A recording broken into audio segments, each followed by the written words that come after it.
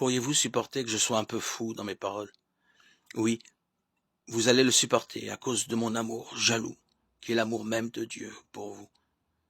Car je vous ai fait rencontrer le seul époux.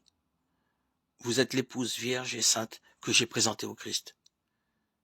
Mais ne faites pas comme Ève, qui s'est laissée séduire par la ruse du serpent. J'ai bien peur que, de la même façon, votre intelligence des choses ne se corrompt en perdant la simplicité qu'on doit avoir envers le Christ.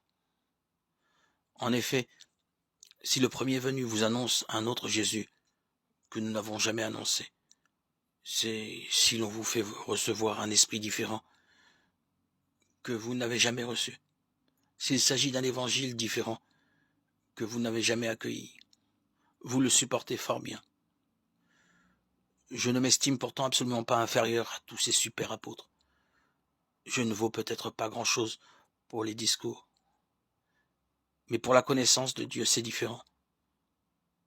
Nous vous l'avons manifesté en toute occasion, devant tout le monde.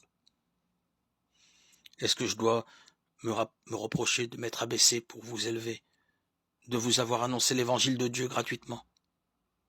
J'ai appauvri d'autres églises en recevant d'elles l'argent nécessaire pour me mettre à votre service. Quand j'étais chez vous et que j'ai été dans le besoin, je n'ai été à charge à personne. En effet, pour m'apporter ce dont j'avais besoin, des frères sont venus de Macédoine. Je me suis bien gardé d'être une charge pour vous, et je m'en garderai toujours. Par la vérité du Christ qui est en moi, on ne m'empêchera pas de proclamer ce motif d'orgueil à travers toute la Grèce. Pourquoi ai-je dit cela? Serait-ce parce que je ne vous aime pas? Mais si, et Dieu le sait.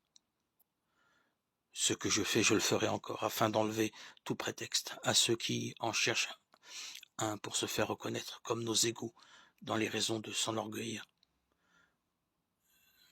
Ces sortes de gens sont des faux apôtres, des fraudeurs qui se déguisent en apôtres du Christ.